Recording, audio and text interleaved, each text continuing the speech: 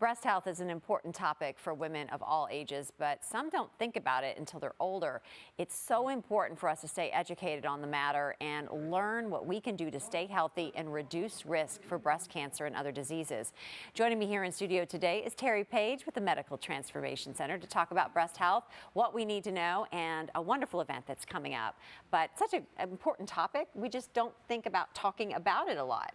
Yeah. Ahead of maybe a bad diagnosis or a poor mammogram, right? Right, Yeah. right. Like you said earlier, a lot of times people wait until there is some negative news before they really start to think about breast health. But it really comes down to really looking at hormone levels and thinking about what we're doing in our lifestyle today that hopefully will mitigate any risk later on down the road. I knew we could blame hormones on something I know, in this. I know. Knew it. I knew it. Yes, let's do it. Yeah. Let's blame it. Yeah. But let's kind of let's go ahead and tick through all the factors that kind of affect breast health, because I think when people realize, oh, all those things that maybe I could take out of my life right now to improve my breast health. Yeah, you know, plastic water bottles. There you go. Really? Okay. Yeah. Because really a lot of the plastics that we use, they're endocrine disruptors. Yeah. Okay. They disrupt our endocrine system primarily. You know, they mimic estrogens in our body, and we don't need excess estrogens oftentimes. No. And they're really the kind that are more negative towards our health. You know, more the ones that promote cancers. So thinking about your plastics with your, what you drink out of, not heating up your food in the microwave in plastic. Try not to eat so much out of plastic containers. Yeah. Your plastics, that's a big one. Yeah. That's really a big one. Get rid of that. It's and then just addressing hormones. Our hormones do begin to change. They change all through our life. So what can we do to kind of wrangle that in?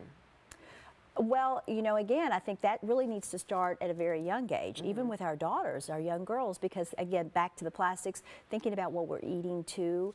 A lot of foods, especially when they're processed, they have soy as a filler. Soy mimics estrogen in our system too, so it's an endocrine disruptor. Also, the things that you know, we put on, phthalates, parabens, things like that that are in our just lotions and potions. Right. Again, another endocrine disruptor that can promote cancer. So maybe doing a once through of all our beauty products and saying what's in it. Is it clean? Yeah, is it clean? And there's so much out there now. You can go to, you know, all the big box stores and find good, clean things if you're just read looking. the label. Yeah, read the label. Another big one, breast implants. Well, you know, and there's a little bit of a, you know, kind of a topic. We do have people come into our center that have some vague symptoms, autoimmune, inflammation, that type of thing. And sometimes that can be traced back to maybe where there's a problem with their breast implants. Maybe they have some encapsulation or some leaking. And the thing I think that's important to remember is there's a shelf life on them, and you do need to change them out. But you know what? Usually, what it shows up at all. Yeah, right. what it shows up as a lot of times is inflammatory disease, autoimmune disease, that type of thing. Well, let's tackle some things that can help our breast health. And I know you brought a bundle that's also going to be discussed at your upcoming event on February the 22nd. But wanted to talk through some of the items that you brought that can help us in the long run. Okay. All right. Well, one thing, just from a dietary standpoint, that you can eat a lot of that will help your breast health is cruciferous vegetables. So what are those? Well, those would be like broccoli, cauliflower, onions, things like that. All that good stuff. Yeah, the good stuff, the good stuff. And so that helps to clear out the excess estrogen. But then we do have a nice little bundle here that we have put together to promote, you know, breast health. The Regena Dim. This helps with that clearing of the excess estrogens out of the system. NAC also does the same thing, kind of helps to clear out toxins from the system. So that's really good no matter what, you know, what kind of toxins. But again, excess estrogen metabolites that maybe we have on board for a variety of reasons.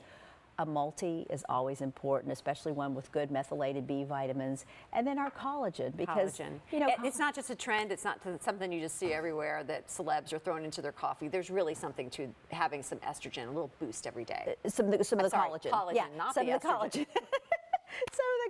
You know, estrogen is a good thing too, especially as we get older. You know, just what kind of estrogen? But no, the collagen, because again, it promotes tissue, right? So something to help, you know, enhance lifting and as well as our hair, skin, and nails, like we always talk about. Well, it's such a good discussion, and you're going to get even more in depth with this specific topic at your February 22nd event. Tell us about this.